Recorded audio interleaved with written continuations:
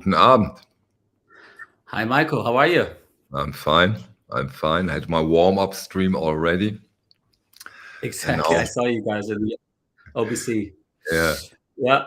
And yeah, tonight we have in my opinion, very interesting topic. Originals on a budget, Angelo. And yeah, we talked about it and we thought, yeah, there might be some really interesting stuff. So both of us Yeah. put out some recommendations. Maybe come on, let you do it. Explain what do we mean by this idea, by this concept? Well, we were, chatting away and brainstorming a bit. And the last two streams we did together was a little bit more about my music and getting an insight of how it is, to release an album and stuff. But we're both collectors and we're both always talking about stuff. And there's always a lot of focus on OGs, on original records that are more expensive, like $100, a couple $100, whatever you want to call it. And we both were talking about how some records are absolutely amazing OGs for just a couple euros or 10, $20. And so I think that's how it started. And just for a few people that might be watching this, they're just getting into collecting. And I'm no expert, but I've been collecting for at least 10 years intensive, and before that, here and there. When we mean originals, we're basically talking about when an album first gets released, that very first release, the very first issue that goes out is, in our opinion, mostly it's the most desirable, best sounding maybe. And I have like three main reasons that I would say why I go for OGs if I can. I'll take this one as an example here. So this year's Dan Penn, pretty unknown, kind of soul funk from Nashville. This would be, I think it's 1973. So in this case, there's only the OG, basically. So there's no reissue. There was a reissue a few years ago, but in that case, they actually didn't have the master tapes anymore. They didn't have it digitally either. So they actually got the best copy they could, and they recorded it from vinyl onto a new issue, basically, which is kind of funny in a way. So having an OG is having the master tape, basically. Yeah, that happens. Those are the notorious needle drops sometimes. Exactly. So sometimes having an OG is because there's no other version out there. It was too, unknown or something. The other reason can be the sound is the best. And in this case, I would say that's definitely the case. And then the third reason is just the desirability of having the original. It's very iconic. It's, you feel like you're going back in time when it was released, and you're in a dialogue with the artist, exactly what they were meaning at that time. And you're getting that first, impression, So that's you have been a perfect example, in my opinion, how much involvement you take in this very, very first release and this very, very first pressing. So and I can imagine that those artists too. You have the new baby that's coming out, first pressing, and that is also the reason why, in general, the very most desirable copy is the copy from the country of origin, right? And so the records, in my case, with one exception, for a certain reason, but I think we show also the releases are country of origin, right? Original pressing from the country of origin, that's usually the case you go for, because in most cases that's where the master tape was and where they cut straight from the master tape. And if it's a different country, a German pressing or Dutch pressing from a US album, then that mostly is a copy of the master tape. So there's a bit of a quality loss maybe, but sometimes they send the plates over, and but we won't get too into this. I think most people know this stuff. And so tonight we put out originals where we think that they sound amazing, that they are quite desirable, and they are astonishingly cheap in a way. Well, I'm not sure where you went price-wise. I try to stay with all of them under $100, and most cases even, under $50. But if you consider all the records that I'm showing today, just ask yourself, what does a new released album cost? It costs $30, $40.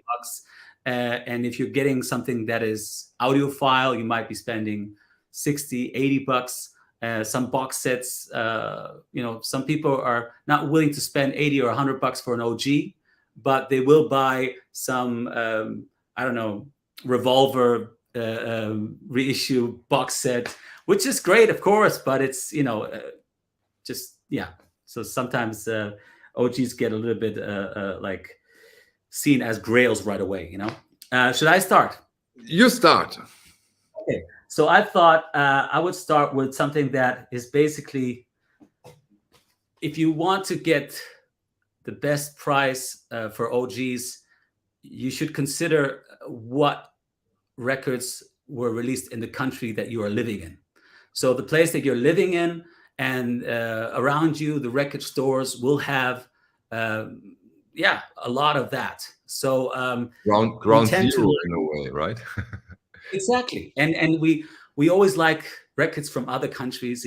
Us here in Europe, we want the OGs from the United States. We want the Blue Notes. We want all that stuff. And then the other way around, some people in the States want the krautrock, and so if you want to get the most value, then you definitely look at what is in your country. And so I'm in Ireland, and if I go to record stores in Ireland, the Irish records are not the most desirable. It's starting to get a little bit better, but let's say 10 years ago, it was just like, it's totally uncool, But that's ridiculous, because Irish records would be very, very small, limited numbers. It's a small country. And so, you can get some of these old folk albums, Christy Moore here, the Chieftains. These are all records these are 70s, 80s. These are all records for like $5 or $10 max. And in 20, 30 years, I think they will become desirable, because there will be more and more respect about that music, So consider that if you want a nice collection, you can get in your own country some really beautiful records. This is another one that's gone up a bit in price. It's probably like $30 by now, but there's probably just a couple hundred of these out there. And this is trad music. This is really what you might hear in a pub, but from some very respectable musicians from the 70s. And that's what you can get in the country that you're in. This would be something a little bit more expensive. Wow. There has been a reissue from the Swiss label. We release whatever the fuck we want, I think. Well, this is an OG. So this is an Irish electronic experimental avant-garde artist. This cost me about $70. So that's not cheap. But if I were to buy this in Germany or in the States, it would probably double. So just to emphasize, looking at where you are and seeing what you can cover there. So one record I would put a focus on, an Irish OG. This is from 1974, I believe.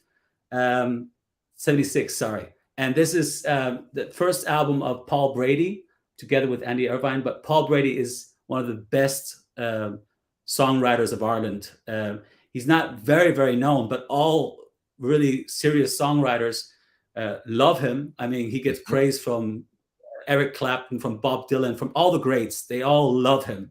And this is on a very iconic Irish label. Just look at that one. It's pretty funny. Beautiful. So this will still cost you about $30, $40, but there's on Discogs, there's only like 30, 40 people that have it. So maybe the Irish don't have Discogs or don't use it, or maybe that's all that there's out there. Or those have this record want to keep it. Yeah, but this is a fantastic record. This is really great songwriting and some traditional Irish elements. So if you want a really great Irish songwriter from the 70s, check this out. This is really, really good. Yeah.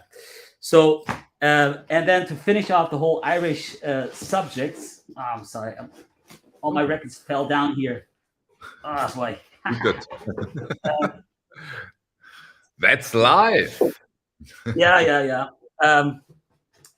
If you're also in a country where there might be some desirable pressings from albums that are not from your country, then you can definitely keep an eye out.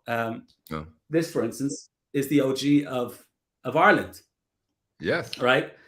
And this is really rare. There's only like, I think, 20 people on Discogs who have it. Because, I mean, back then, Ireland was not so much into rock and roll music. You know, there was still some places in Ireland didn't even have television at that time. So, and they had other problems, right, in that time. As well, but just, you know, you got to think Ireland was often very, very far behind, and then for an album like this to actually survive in Ireland, if you've seen cottages in Ireland 20, 30 years ago, you would never think that people actually lived in them. With an open fireplace and moist and everything. So for this to survive in Ireland is just ridiculous, you know. So does that mean? Let me ask you one question, please. Does that mean that it's quite difficult to get those Irish pressings or this music of those Irish artists in good condition? Is that very difficult? Okay. Yes, it's like it's almost like getting good in good state records from, you know, Zamrock or Jamaican, or because most of the records were in households that were not necessarily in great condition. You're talking about an open fireplace, you're talking moist, you're talking very poor conditions. Ireland only in the 80s, 90s started picking up Celtic Tiger, all that stuff. So and so it's very small numbers, and getting in good condition is very difficult. So and then so to finish off Ireland, I think you like this here, Michael. I do. So this was David Bowie. 7-inch. So this was these are 7-inch. But Angelo, are we still on originals on a budget, or are we talking now serious? No. These are I paid like, I got them on a discount for like 15 euros each. Okay. But these in any other country will cost double. So that's just to finish off the subject of the OGs of the country themselves, and then maybe some of the pressings from albums of the UK or from the States, if they're the ones that came out in the country that you're in, and you stumble upon them and they're rare, then maybe that's something you want to also consider taking, you know? Point taken, and very, very important point. I see that in my case here in Düsseldorf, of course, too. Krautrock, Neu, Kraftwerk. Yes. It's really ground zero, and you can see that because you find those records more often than in other countries or in other regions. That's somehow for sure. But there's another aspect, and I've learned that now with you because you was heavy traveling in the last weeks, and you showed me I visited this record store and this record store, and there again, for example, your beautiful video you did on your channel about this Venice record store, and I think you did it exactly right. Of course, he had tempting originals, but you stick in this case for Italian originals because you're fully aware that if I get them here. Or you get them in good state and you see them, you know, and buying something online is always a bit of a risk involved.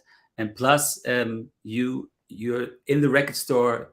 In best case, in that case, I had the owner there who he knew his stuff, and I could really just pick his brain and ask him about what is this, and then listen to it. And I think there was some original US Blue Notes. There was some original, things that I'd love to have, but I know I can get them somewhere else. So I was just focused on Italian records. Yeah. Well, that is what you said exactly. Yeah. Okay. Let me do my first take, and I want to share a band nobody knows probably here on this stream. I'm talking a band from the 80s. Have you ever heard of him? Yes, of course. I love Police. Okay, oh, cool. Man. Yeah, for a certain reason. I here have the UK first UK pressings in marvelous condition, really near mint, jacket and record. They sound brilliant to fantastic. This record sounds unbelievable. And this is really a recommendation. Always, of course, if you like this kind of music. But those Police originals, I know there are also some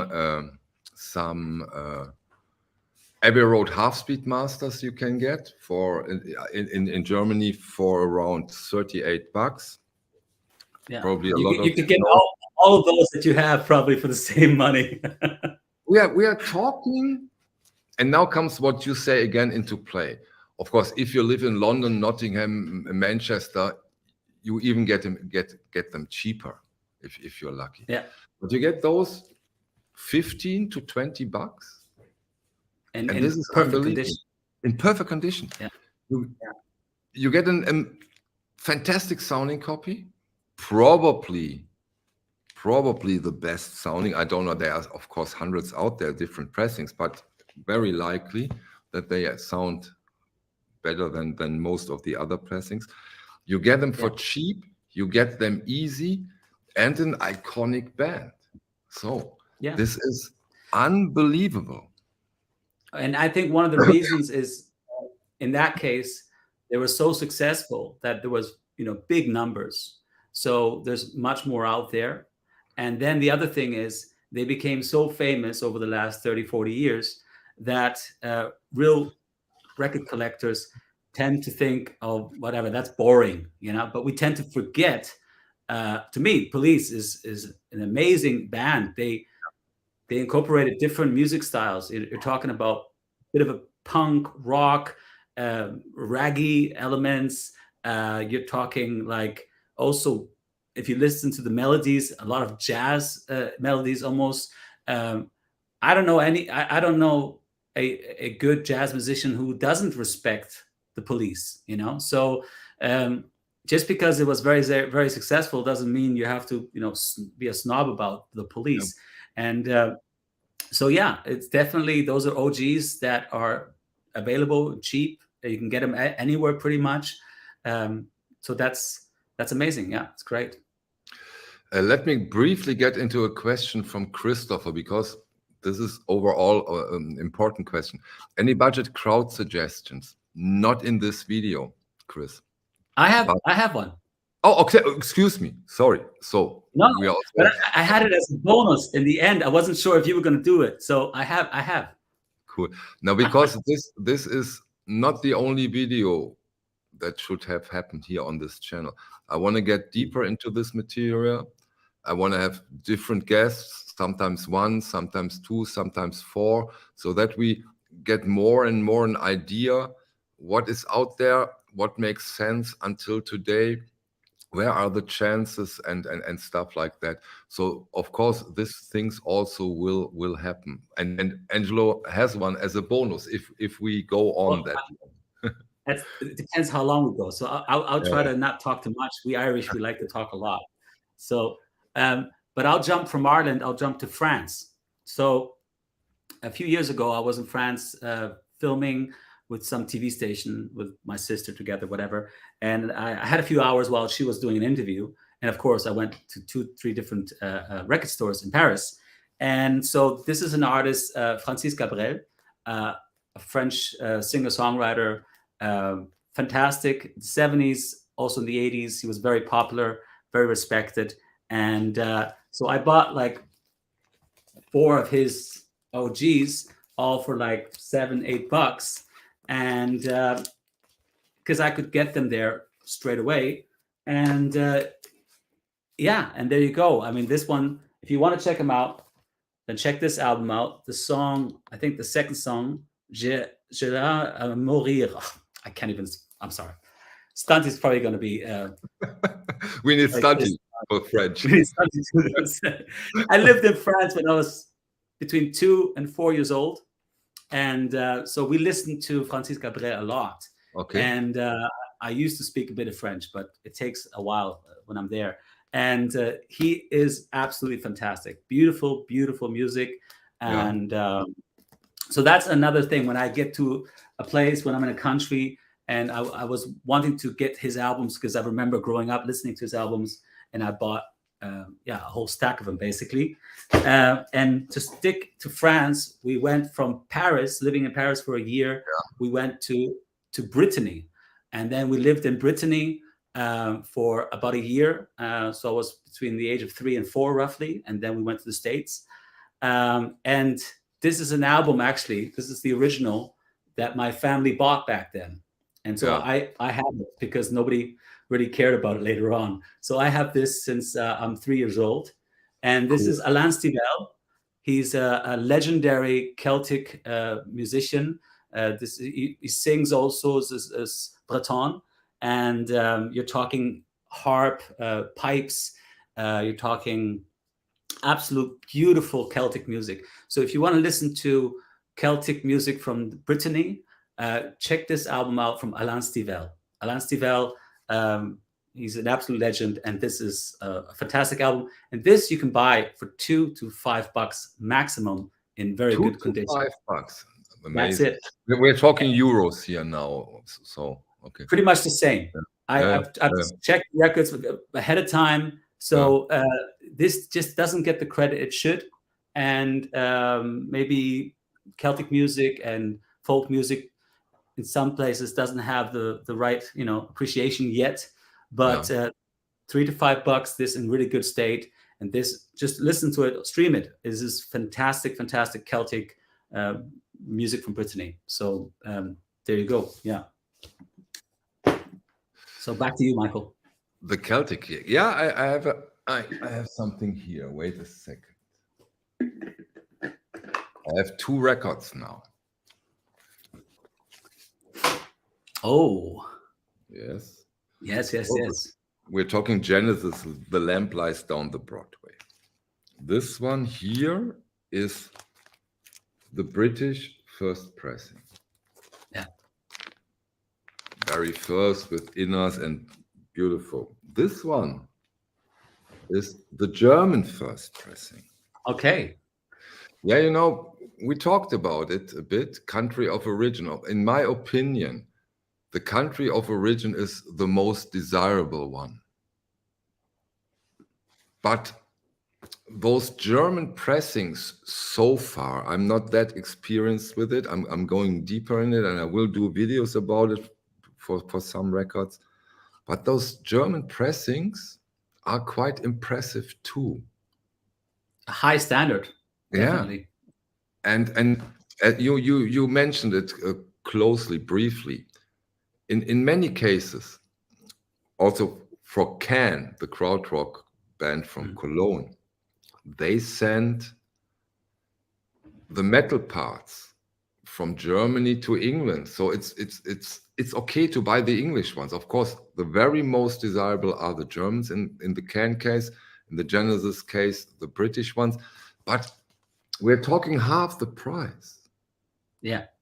Half of the price. So that is also maybe something to be considered. I think it was recently Thor who showed that the German version of Genesis is from Thor, by the way, the German one. Is it? Okay, of course it is. Well, he's an expert in that, I find. Like, having a great German version for a bargain, really, from an iconic record. And so I think he was talking about how the German version of "Wish You Were Here," which the "Wish You Were Here," you have that one as well. I think the UK original is quite expensive, but of course desirable, beautiful, great sounding. But the German one wasn't that much. You know, it was almost as good from the sound, but it just costs only a fraction. So that's definitely interesting, yeah, for sure.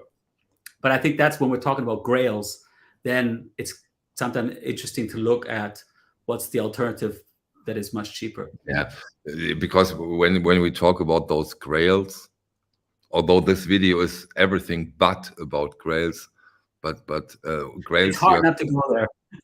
Yeah, but the two problems: the price and getting them, and then the biggest problem, getting them in a decent condition. Yeah. So and I think those alternatives, and that's so beautiful. When you have a certain group of people and you share this knowledge, you know, some is heavily into Britpop or records of the 80s, or stunty in this more avant-garde or blues, excuse me, jazz things. Others are into Black Sabbath, and if you share this knowledge over time, this is invaluable and really can get you into fantastic records without wasting too much money. Yeah. I think the other thing for me is also that I really enjoy a grail, like finding a record that I've been wanting to buy for many years, and it's expensive, but to have it in good state is a beautiful thing. But the very next record in the shelf that is maybe just a few euros or a few bucks, the music on it is what's the most important. And if that's a record that I love, there's no difference. I'm not saying this one's more important than the other. So I think we're focusing on actual records that can be an absolute steal to our opinion, in this one here. Okay. I think it's your turn again, right? Yeah, I guess it is. So you might have an ECM title yourself in the stream. I'm not sure. Not today. You don't? Okay, very good. Well, I've been a big fan of ECM records for sure. I don't have all of them, but I have quite a lot, and they are still an absolute steal. I mean, for the quality, the music, the sound, the artwork, and I think that's going to change. I think with all the news coming that they're bringing reissues and AAA, I think that's going to bring focus on old titles, and it's going to, I think, bring a lot of focus into some of these. So this is Jan Garbarek. This is 1977. This is a US OG. This was mastered by Robert Ludwig. So that's really cool. I didn't know that. Wow. Yes. And this is just a duo. Oh man, sorry.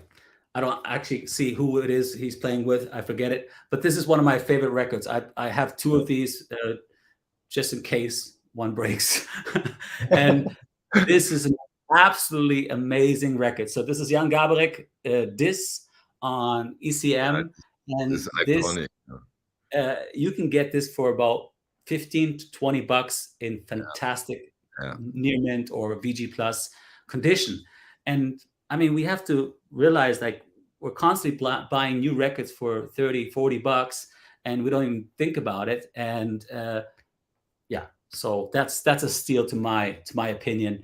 And this is so cool.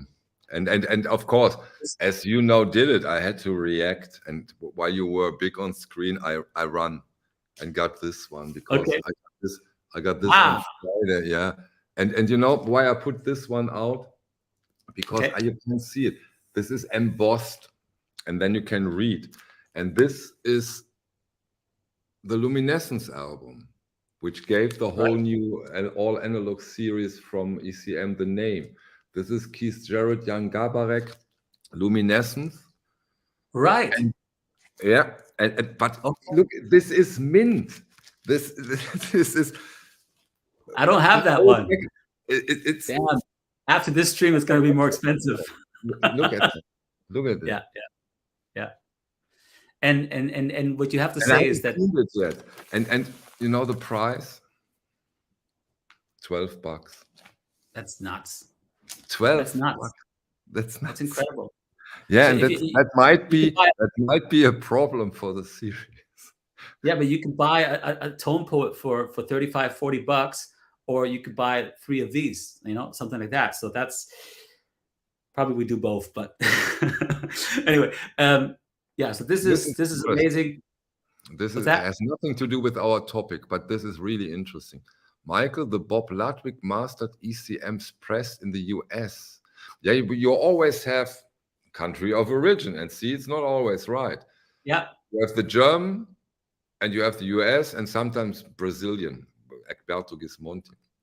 And he says sound much better than the German counterparts of the same LP. So that means, Angelo, yours wasn't your DIS version of Jan Garbarek was the US version.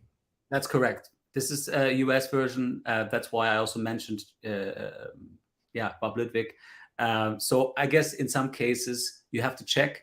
But I would say that the record is so good sounding, the way it's recorded. Because I mean, I'm into mastering engineers for sure, Michael. But you mentioned the Police before, right? And the Police, they had on some of the records, they had a great engineer called Ronald Prent. Ronald Prent became later on a legendary mixing engineer, and I worked with him a few times. And so, I think we forget sometimes the focus on engineers. So here it's the same studio, same album, same engineering.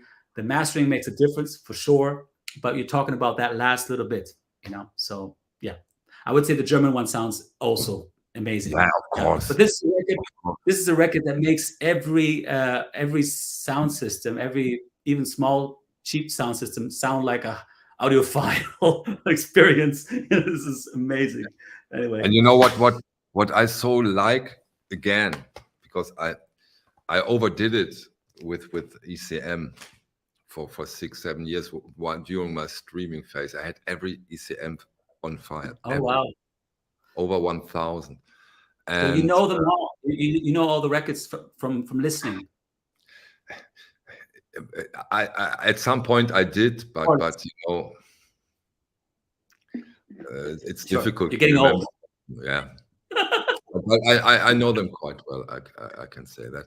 And what I really like is, and that is nothing against Blue Note, but they are so different than Blue Note, and it's such a beautiful counterpart and different direction.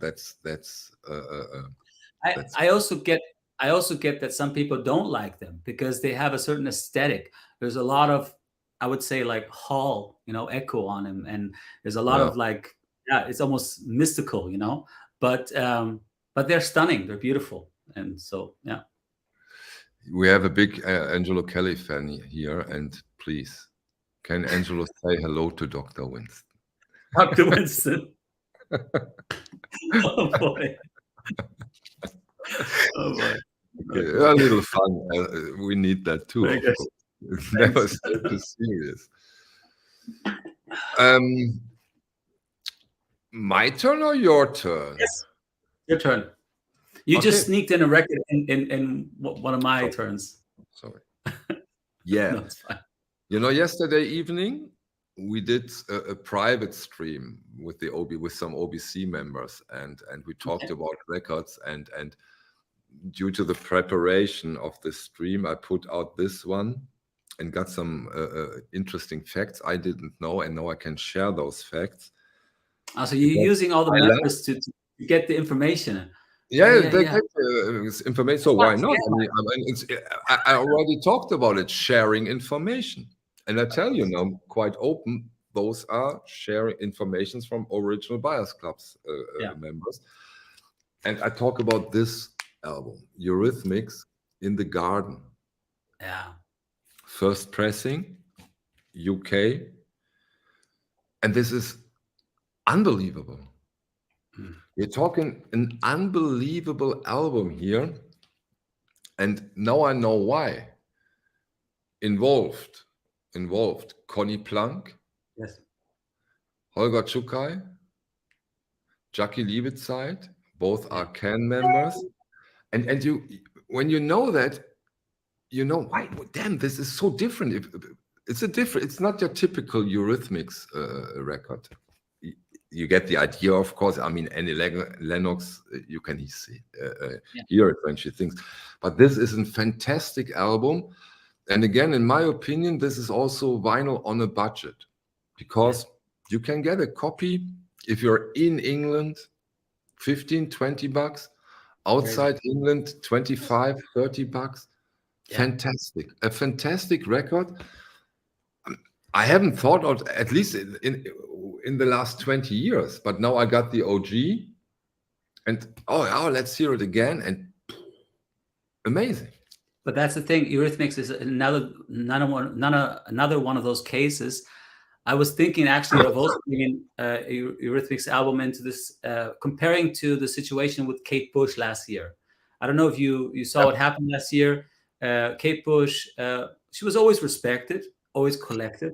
I have a lot of her records, but they were, most of them, always very cheap. You could get originals for just a couple bucks or $10, you know. But last year, she had a huge success through the one song being on that Netflix series. And so all of those OGs bumped up. They're still quite cheap, but I mean, they bumped up easily double. So if you think about Eurythmics, for instance, how many amazing songs, hits, the chances of one of those songs going viral on TikTok in the next couple of years, becoming whatever you want to call it, is definitely high, you know. And then all of a sudden these 5, 10, 20 bucks then do go up, of course. Again, Stunty is right, but not completely right.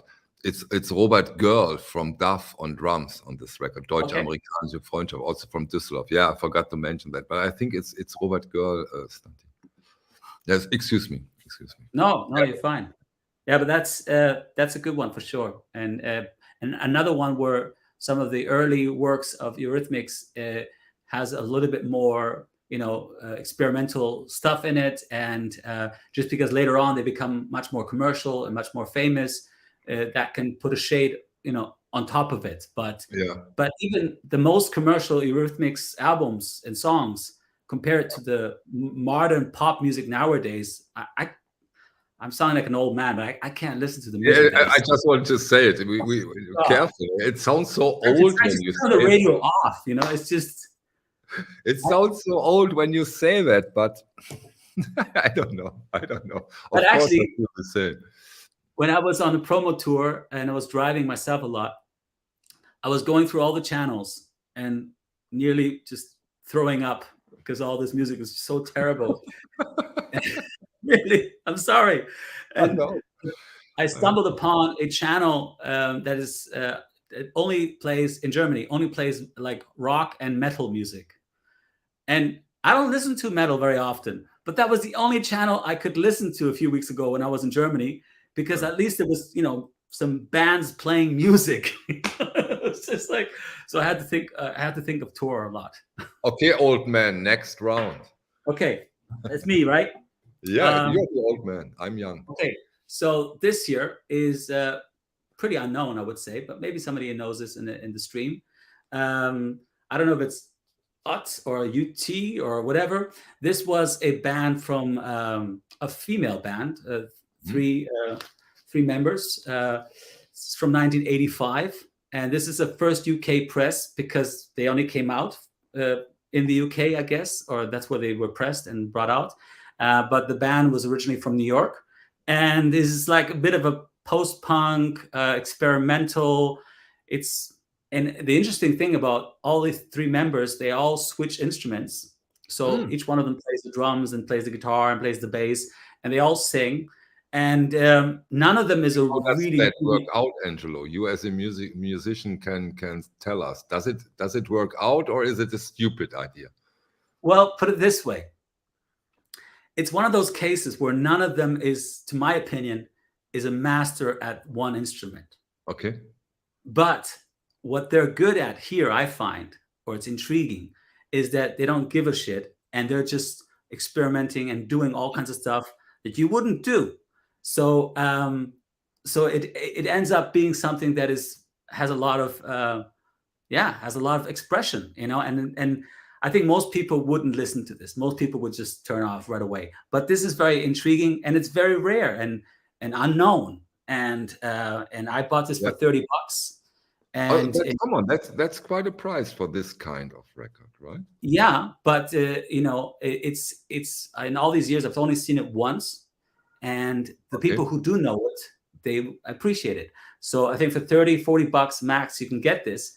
And I think if you collect some OG punk or new wave or post-punk stuff, they can be quite pricey.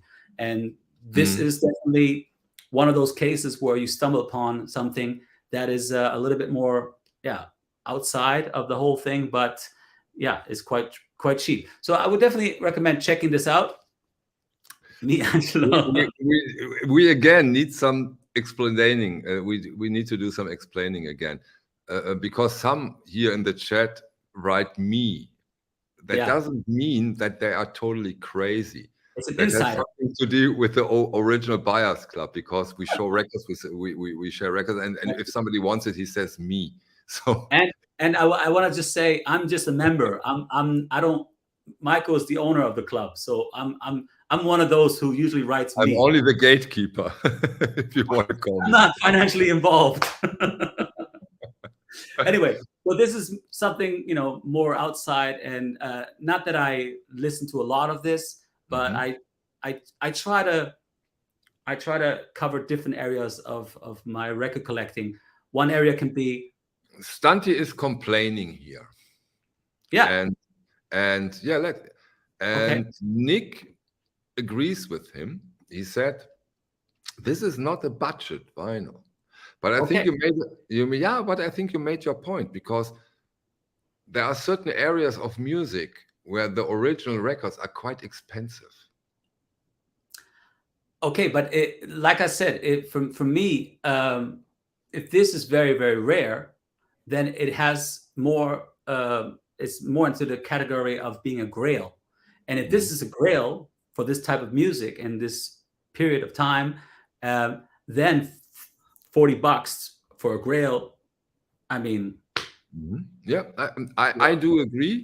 Your half speed master of Police is $40, you know. So good point. Yeah. Good point.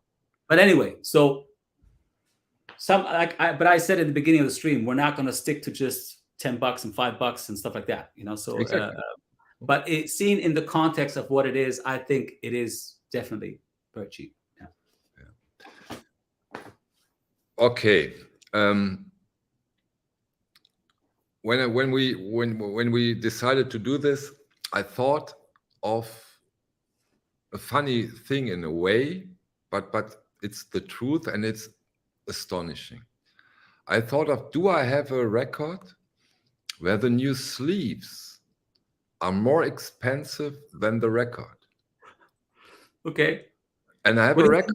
What do you mean with sleeves? You mean protective sleeves or inner sleeve and outer sleeve? Where one inner sleeve and one outer sleeve is more expensive together than the record. Is this from Vinyl Storage Solution? Yeah. Okay, so the premium. But still. Yeah. And I have one. And this is an unbelievable record. We're talking about a record that is 55 years old. It's near mint. It's from Decca. It's from the UK. It's a stunning beauty. Wow. Again, we're talking 57 years. The price for this record is €1.68. In VG Plus, near mint, something like that, yeah? Yeah. We're talking about this fantastic classical Decca release. music of Kodali. A brilliant classical release. This is the mono release of this record. Yeah. The stereo release, on the other hand, by the way, of course, for this price, of course, you have the original. You have, of course, the original inner sleeves. Otherwise, it would be outrageous. Yeah.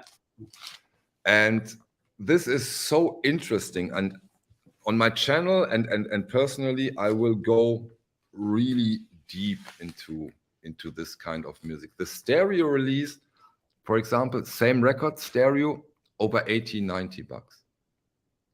Right. It's like the opposite with jazz. Like in the 60s, when you have the transition from stereo and mono, you have the Blue Note OGs, mono, double the price as stereo, you know, and until that changes eventually. Yeah. So with classical music, it's the other way around, I guess. Yeah, I can imagine the reason for that is that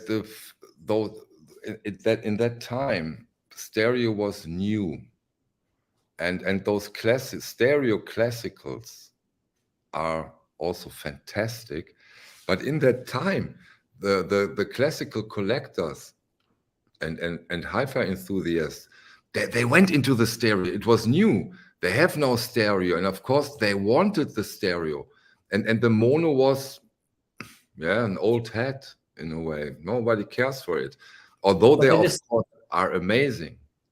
The stereo also maybe made a bigger difference in classical music when you have a huge orchestra. Yeah, and you can actually spread it out. Whereas if you have a small bebop band playing, then maybe the difference wasn't as big. And I think also some of the mixing in stereo in the beginning in pop rock music and also in jazz was like spreading out the musicians instead of just using the space, but not actually putting the drums here, the bass there, where you go like ping pong. Exactly. Yeah. I really dislike that sometimes. It has its charm sometimes. Sonny Rollins' Way Out West, where you have this ping pong stereo. Yeah. One suggestion. No, go on. Forget it. No, sorry. Okay, I don't know. You gotta. I don't know what time it is. No. We are fine. For me, we are fine. Okay. The next one, I'll keep the next one short. So these 5 or 6 records are all like everywhere between $1 and maximum $10. Okay. But that's $10 would be in a very, very good condition. So yeah. Am I allowed to show this? Am I gonna get? Of course, you are allowed to show this. This, is for me fantastic record, and you can get this for $1 or $2. And I mean, this is the kind of record I put on, and my kids love it. Just put it up, put it loud, and everybody is happy with it. So there's always records for yourself. There's records for when guests come or when you're eating. There's records for a party. There's records for Christmas. And this is, also a record that has its purpose. And it's original. $1 or $2. Usually, normally I would ask you now, please, Angelo, sing Rosanna for us. But I'm afraid that the stream got taken down again. That's Rosanna. You're talking to Bobby Kimball, which is a very high voice. That's I used to sing like that in the old days when I was a young kid. I bought this in a flea market for €1. Right. This is an OG Australia and New Zealand, and this is definitely more of an 80s pop record for sure. But You're the Voice. You know that song? Oh. You probably know it. They take us down again, Angelo. Exactly. But that, I mean, these are records. I'm just saying, anybody who wants to start collecting nowadays records, it's not, they're all too expensive. It's still a great time to collect records because you can buy all these records just for a few bucks, and you can get records on the flea market. And but wait a second, please, be so kind. Wizard Yeah. with Machine. I have the speakers corner. Good enough for me. Now you paid 30 times more than Angelo for his. Consider that, Wizard. It might sound better. It could, but probably it does. Probably it does. But you know, I'll just say this is a record. I don't need this in the best sounding version either. You know, it's a pop 80s record that can be fun to put on and a good vibe for the house. And it's not like I'm going to sit down and consume this as high art necessarily. So whatever. This one is a fantastic record from Jackson Browne. This is also really cheap. Just a couple bucks you can get this in good condition, US pressing. This is fantastic 80s sounding rock band. Great musicians. Yeah, this is like USA top of the world kind of stuff where we can make it kind of, you know. It sure is. My best. And then fantastic record. This is an absolutely incredible record, right? It's just you're not supposed to like it maybe because it's just too mainstream or whatever. This is incredible. The guy literally this was his first album and his only really successful album. True. But every song, it's like a best of. It's like out of the gate, his first album was a best of, and that's it. Yeah. And you know what? Yeah, but let's comment. This was a gigantic success too. Totally. It was huge. Yeah. Totally. And this, a US press in good state, is also under $10, you know? And because this was such a huge success. Nowadays you can get those copies so cheap because they are out there. They are out there, yeah. One that I find interesting is, so this is a beautiful album, right? Yeah.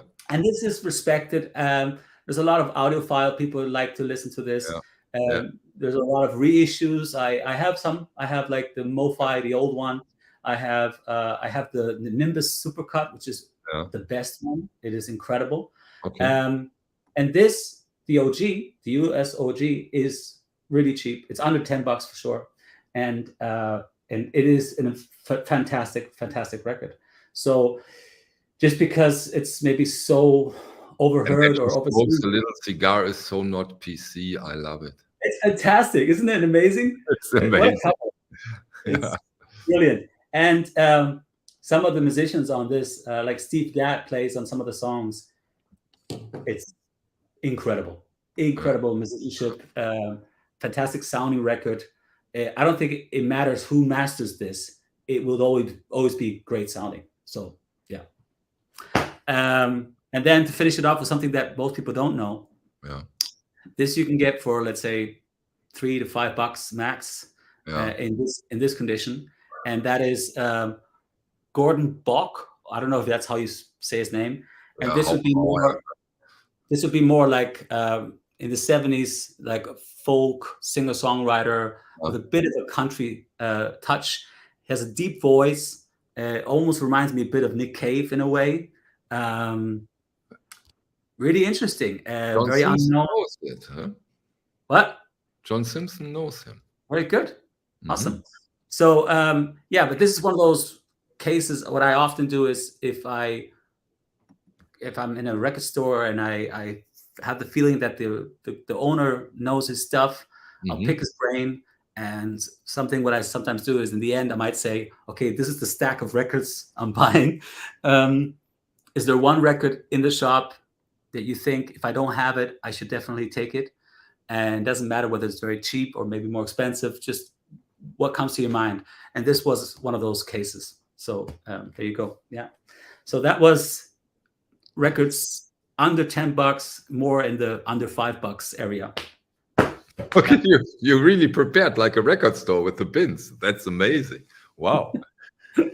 Record from the heart. I'm an 80s boy. I'm always will be one.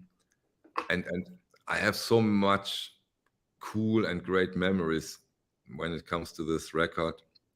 And I'm so happy that a friend over at the OBC got me an mint copy of Miss Grace Jones. That cover is so iconic. Wow. And look at the condition, Angelo. Yeah. There is nothing. Same with the vinyl.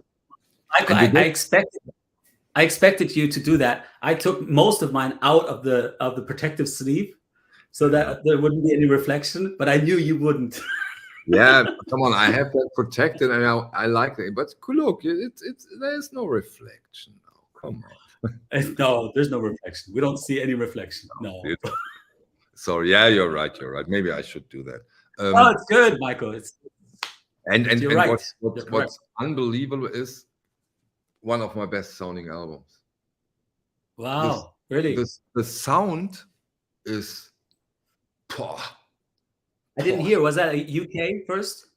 This is a UK first, and you have to pay in England $10, $12. Wow. And you have a fantastic record. And try to get this as a reissue, and it won't sound this fresh and punchy. It just won't. I bet my right egg it won't. It won't. No, I'm sure. Another artist, let me just, I always recommend, because his recordings are fantastic. The musicianship it's a single event. This guy is a world wonder, and his original sounds fantastic. And I have to do it, sorry, if I consider the prices of the MoFi releases, they have been up to 200 euros over at Discogs. And the originals of this guy, they sound breathtaking. I'm talking Elvis Costello here. Oh, okay. And I only show one album. All his albums. I don't have any Elvis. I don't have any Elvis Costello. Throw stones at me now. Run, Angelo, run. Go to the next record store. Buy everything you see. If you see an original Elvis Costello, buy it. If you're in Germany, see an original German pressing, buy it. Right. They sound fantastic, and you have to spend. Which one would you start with? Which one would you start with? Just on the music. The first one. Okay. And then go through them. It's right. Elvis Costello is unbelievable, and you pay between. The first one is more. The first one is around 50, but the other ones you pay $8 to $15. And have you compared? Yeah, I've compared them to the MoFi. Yes. Okay. And these are old MoFi. Love for it, but the originals sounds way better. The MoFi again, but careful. The MoFi, if you listen to the MoFi, you say, "Wow, this is an amazing sounding MoFi." It is. But when you then compare it to the original, then you say, "How is that possible? This even sounds better." Yeah. Yeah. Well, different time, different way of doing things as well. You know, there's also tastes. Of course. Okay. I'm gonna dive into something. Maybe I'm wrong. I probably am in some of these things, but I asked myself, is it possible to also have some OG Blue Notes in your collection without going, into the hundreds of bucks? And so if this is not OGs on a budget because it's more than $50, $60, then I'm sorry, but we're talking about original Blue Notes, the year they came out. We're talking mono, and so look at this. We have something very special upcoming. Jimmy Smith. Yeah. So that's an iconic cover, right? Yes. And this is a mono. It's not a deep groove, but it is the first year. It is the first pressing. And you've got people like Stanley Turrentine, Kenny Burrell.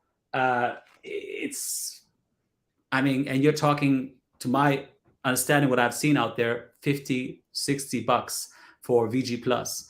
And many of these I've bought in the past for cheaper, but Jimmy Smith has he brought out so many records, and it was more like kind of a party jazz, whatever you want to call it. But this is fantastic. This is really good stuff. And so It is possible. And then, Angelo, let me ask you a question. Maybe you have an idea, because I don't have one.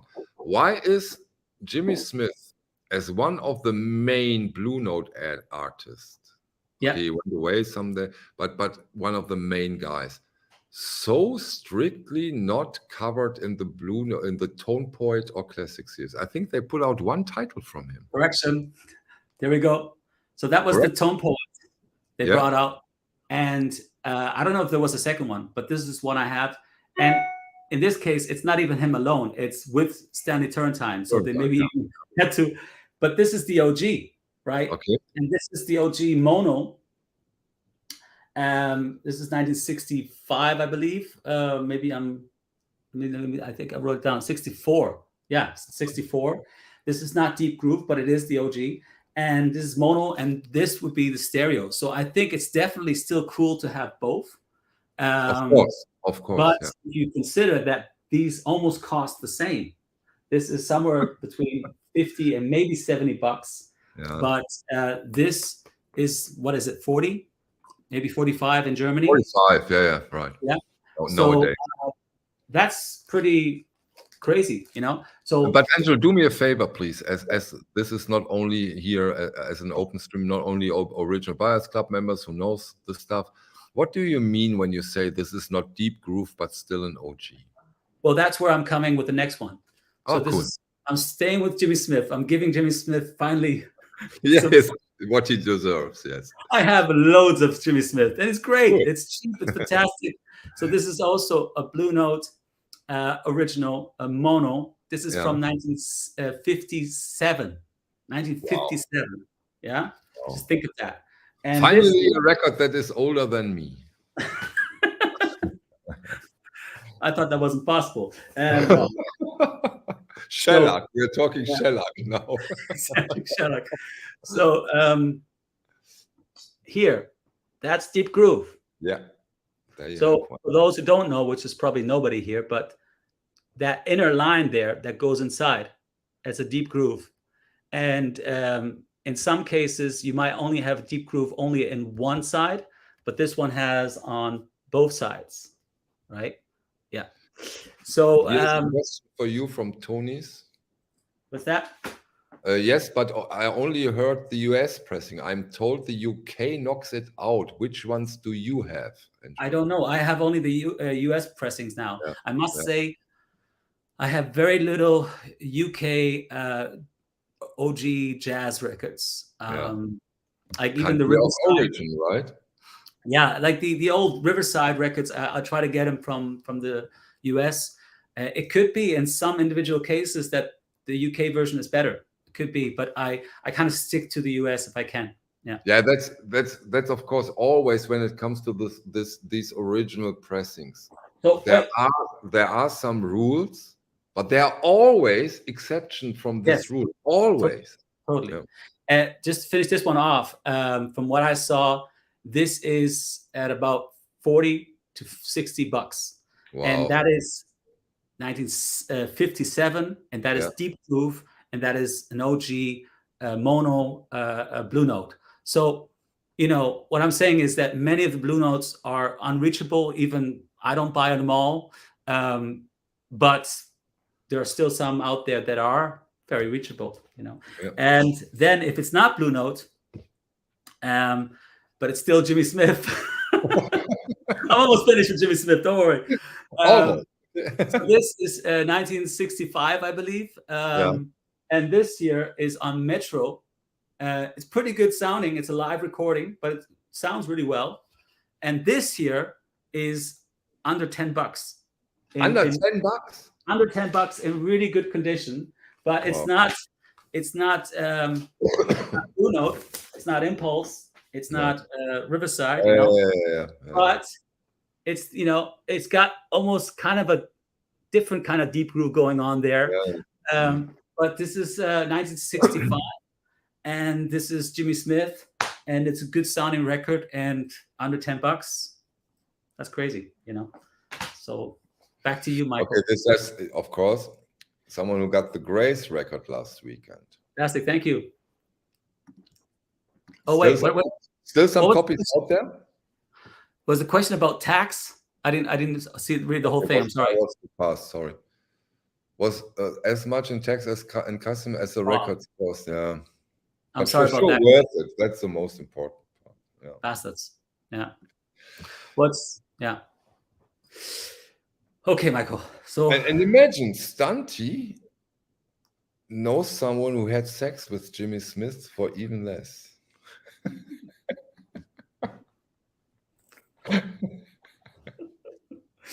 oh boy, why am I not surprised? Why are we doing this, Angelo? Why? Stunty, I thought you're snowed in. I thought you can't even get out of your house right now. Amazing, Angelo. Amazing.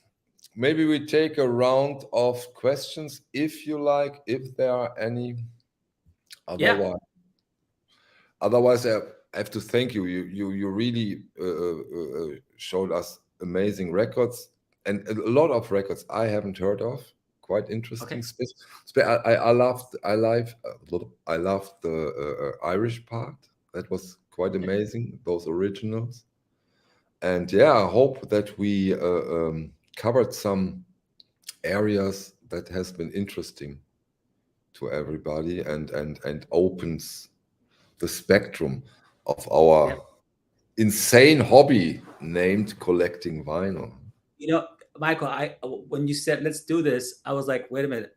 We were just brainstorming, but I'm not the person for this, But on the other hand, I have been collecting for a long time, and I travel a lot, and whenever I have time, I go into the local record store and I, sniff and try to take it and get. So you're one of the perfect persons to do that. There are quite some others, of course, luckily in the vinyl community, and I hope that they also will join us here with this concept. And now you're perfect. You described it, but you travel a lot. Even when you're in Venice after a hardcore promotion tour, the first thing you do is go into a record store. I love that. Well, I have to say thank you to my wife that she was okay with that, and she actually filmed part of it as well. So props to her. Great job, Angelo. Yeah, that was amazing. I hope we do it again. Michael, are you showing any more records, or you wanna? You have if you have some. Oh, excuse me. If you have some, go for it. No. I have more, but are you through? Come on, I'm through. Show more. Show more. Come on. Then, you can't show enough records.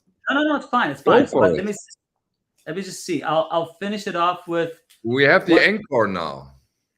No, it's fine. You're used to encores, right? Encores, exactly. Okay, I have a bunch, but I'll choose one thing that we spoke about in the beginning of the stream, which was somebody asked about krautrock. Mm-hmm. And so I do get to Germany very often, and I do a lot of concerts, give a lot of concerts there. And so this would be more of a Grail. This would be more expensive, and especially if you're going to get this Frumpy 2, if you want to get this with the bag, that's the most difficult part of getting this. Then it's pretty expensive, but pretty much almost the same band a year later is this one here, Atlantis. Yeah. And so this is krautrock. This is also, what's going on there, right? Wow. Yeah. And this is get into it a bit, because as I said, we have some people who are not so well informed and know everything. This is the so-called swirl, and record collectors love the swirl. That's a bit more iconic for sure. Yeah. And so this is krautrock, but this was recorded in the UK. But this is most of the band members from Frumpy, and it's not as good as Frumpy 2. I do like Frumpy 2 much more, but it is a good krautrock record. And if you do want to get some krautrock, this is, I think, $20. So if you consider that this is 1972 or 1973, and this is krautrock with a bunch of legends on it, $20.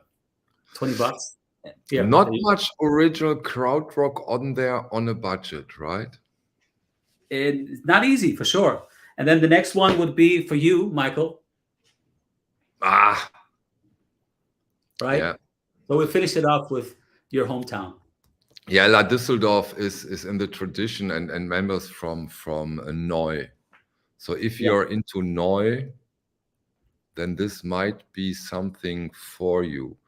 Dori asks, Angelo, what's krautrock? Come you as a musician. Do you want me to answer that? Best you answer it. You're at the ground zero of it. I'm still trying to find out. Yeah, krautrock is German musicians wanted to set a counterpart to this British and American rock music. They liked it, but they said we want to do it different, and they developed a certain style, very free, very experimental, a lot of infusements from jazz, avant-garde music, and what's krautrock goes on and on and on and on. You have very long songs, very improvisational stuff. And what's also typical for krautrock, they are not the guys who said, I am the perfect and best guitar player of all time. In a way, they didn't care too much for that. They just wanted to have fun. They just wanted to go into it and try out things. Tangerine Dream. They started as a band. Let's try it. Neu. Klaus Dinger, one of the most amazing drummer of all time, in my opinion. He called the music Die lange Gerade. Yeah, but how do we translate the lange Gerade? Long straight. Go for it. Just go with the rhythm. It doesn't matter how long. You just have to have the power to do it. And that's my take on krautrock. Definitely. And there were some legendary figures. And so to get back to this one, Connie Blank was involved here, recording it, producing it. And so this is definitely and this one, I think, to what I've seen, it's $10 to $20. So and that's pretty iconic, really, So Michael, that was fun. That was cool. I actually have much more, but I think we do it another time. And if you want to check out krautrock, go to Zepp's channel. Zepp has an amazing krautrock channel. He plays a lot of this stuff. He has bootleg concerts he plays there. Amazing channel. Go to Zepp and watch it out. Awesome. Dante's take on krautrock as a genre was invented by exactly. The name krautrock comes from British journalists in an ironic way. Yeah, exactly. Yeah. But it's almost like some of the end of the 60s and the beginning of the 70s, some of the rock music that was going in different directions, like progressive rock in UK, for instance, or krautrock, and even some prog rock in Italy that I recently bought. You also hear a lot of influences of Miles Davis' British Brew. You hear even the early fusion rock stuff of Mahavishnu Orchestra. You hear basically rock musicians, drummers, trying to do things that actually jazz drummers are doing in a more rock sound. So it's almost there's a bridge happening there as well. That's what I hear when I listen to it, and I don't think too much of what some journalist wrote. I'm hearing musicians trying to play like a Jack DeJohnette or a Billy Cobham, but they're actually coming from a straight, beat. They didn't learn all the rudiments. They didn't go through Buddy Rich, Gene Krupa. They came from Rolling Stones, and they came from Ringo Starr, Beatles, and now they're trying to play, sophisticated odd meters and stuff like that. So when I hear krautrock and prog, I hear a lot of that kind of inspiration they have from Miles and from fusion. Anyway, we covered some ground here, Angelo. Awesome. It was fun. And now it can only get better from here. So the next person you do this with will be much, much better. I'm not that sure. That's true. But we will do one again. I promise you. Well, I have more. I force you, because you are quite a serious collector. And maybe someday we do the opposite. Which video would be the opposite of this one? only rare, expensive, and unresistible records. Grails. And maybe, you know what, Michael, we should do it one day, because it's not about flexing. It's not about, showing off. It's also just about appreciating some beautiful piece of art, And so why not? And demonstrate how deep this hobby can go. And how expensive it can be. No. This is the end. See you on the next one. Take care. Bye-bye.